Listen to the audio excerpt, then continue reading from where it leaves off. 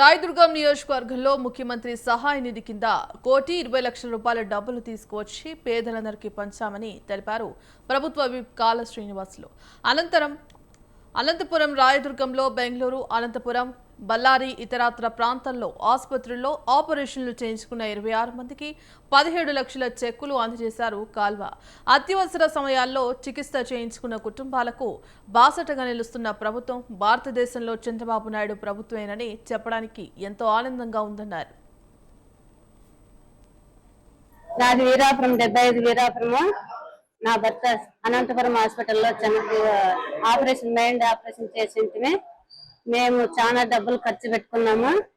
MLA sir దగ్గరకు వచ్చింటే మాకు నేనున్నానమ్మా నీకు ధైర్యం అని చెప్పి ఈ రోజు నాకు 3,40,000 ఇచ్చినాడు సార్. నాకు నమస్తే సార్.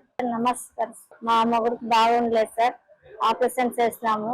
దానిగారు హాస్పిటల్, ఎస్ఎస్ హాస్పిటల్ అన్న టీడీపీ నాకు మా గిరిమలప్ప గారికి చెప్తుంటే ఎమ్మెల్యే దగ్గరకు వచ్చి అడగండి చెప్పినారు.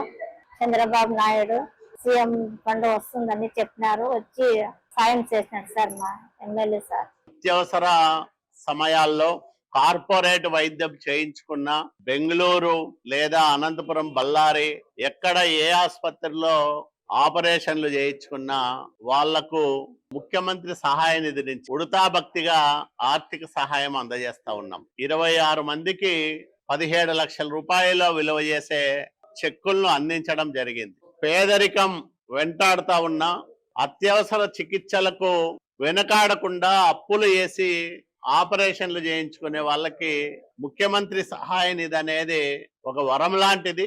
చంద్రబాబు నాయుడు గారు ముఖ్యమంత్రిగా బాధ్యతలు స్వీకరించిన నాటి నుంచి ఒక్క రాయదుర్గం నియోజకవర్గంలోనే ముఖ్యమంత్రి సహాయ నిధి నుంచి 1,20,00,000 రూపాయల డబ్బులు తీసుకొచ్చి ఇట్లాంటి పేదలందరూ కూడా పంచడం జరిగింది.